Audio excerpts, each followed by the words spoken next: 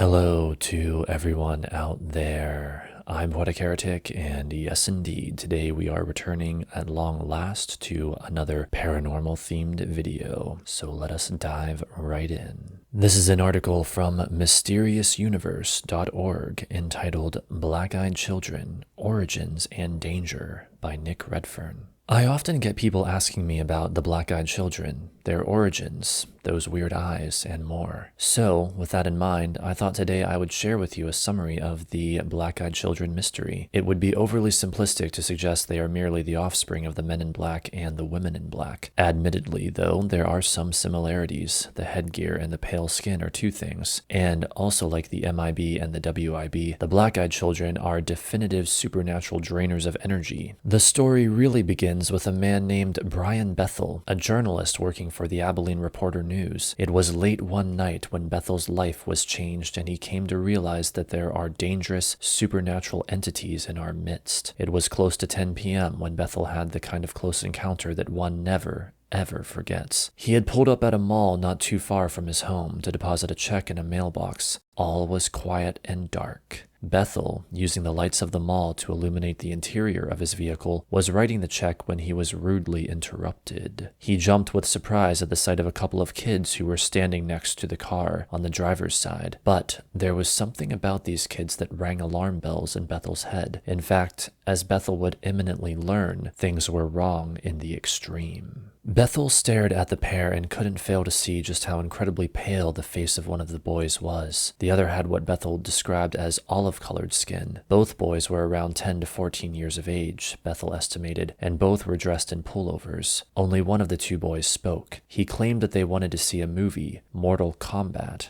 at the local cinema. But there was a problem. They had left their money at home. Could Bethel take them to their homes to get some cash? Bethel near instantly realized that this whole situation had an air of dark and disturbing theater about it. There was an undeniably unsettling agenda at work, and it had absolutely zero to do with movies. Bethel awkwardly hemmed and hawed for a few moments, something which caused the talkative boy to become ever more insistent that Bethel let them in the car. Then, things became downright eerie and chilling. Bethel found himself almost mind-manipulated, to the point where, to his horror, he could see that his hand was heading to the driver's side door, with the intent of opening it, but without his control. Bethel, fortunately, broke the enchanting spell and didn't open the door, after all. This clearly incensed the talkative boy, who amped up the pleas to allow them into Bethel's car. It was then, for the first time, that Bethel finally got a good look at their eyes. In his own words, referenced in Pararational's May 16, 2013 article titled Brian Bethel, The Black-Eyed Kids, Bethel stated, "They were coal black, no pupil, no iris," end quote. The two boys realized that, by now, they were losing the battle to be permitted to get into Bethel's car. On this very point, Bethel himself said that the boy who did all of the talking, quote, wore a mask of anger, end quote. The boy, now displaying a look on his face which was part frustration and part anger, almost shouted, "We can't come in unless you tell us it's okay.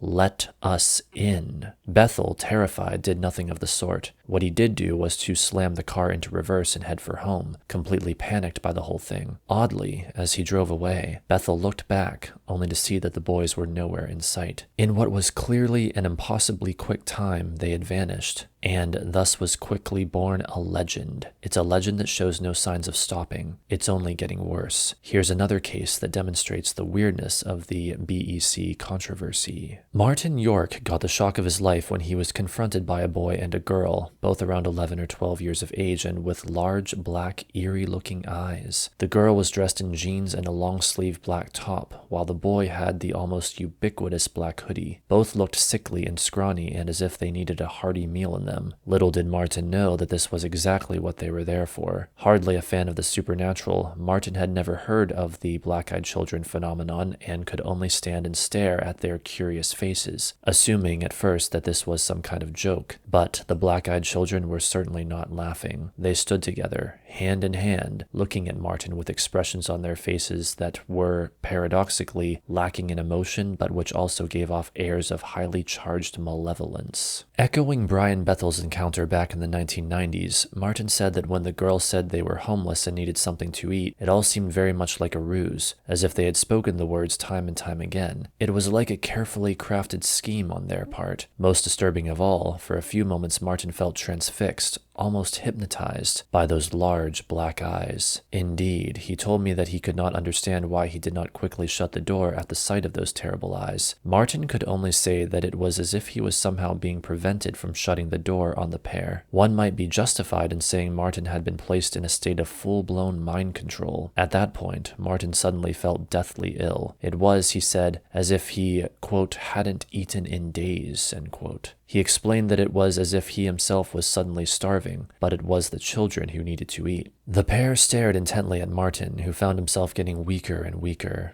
And weaker still. Crashing might be a more ideal term to use. Martin found himself barely able to move, not because he was being prevented from moving, but because physically speaking he simply did not have the energy to even stand up. It was, Martin said, as if he was himself being eaten alive by the paranormal pair of ghoulish things in his midst. After a few minutes, both the girl and the boy turned and left, still holding hands. Martin finally managed to crawl to his bedroom, where he lapsed into a deep sleep. He did not wake until well into the following afternoon. For the next 3 or 4 days, the overwhelming weakness, made worse by bouts of dizziness and a bad taste in his mouth, kept him in his bed. It was almost a week later before he finally felt fully back to normal. While Martin has no idea as to what the BEC were or are, he believes they were not human and, somehow, had drained him of energy. One final case will be enough to get the picture. The story was given to me by the great-granddaughter of the witness, a woman who I have dubbed Jane. Her experience is an interesting one, as it demonstrates that the black-eyed children phenomenon is not the relatively new one that most people assume it to be. Jane, unfortunately, is no longer with us. She died in 1992 at the age of 87. Jane's granddaughter contacted me in 2016 to share the details of the encounter, which all of the family had heard of, and which was kind of like the definitive skeleton in the closet. Everyone knew of it, but no one really wanted to talk about it. At least, that is, until Jane's granddaughter related the facts to me. At the time of her encounter, Jane was just 18 years old. This would have put her encounter in 1923, which is astonishing, given that the BEC phenomenon is assumed to be one of fairly modern times. Jane and her family were living in a small town in eastern Louisiana. Times were hard and the family of 7 struggled to make ends meet. If that were not enough, it was in January 1923 that Jane had her first encounter with what can only be described as one of the black-eyed children. It was in the early hours of one particular morning that Jane awoke,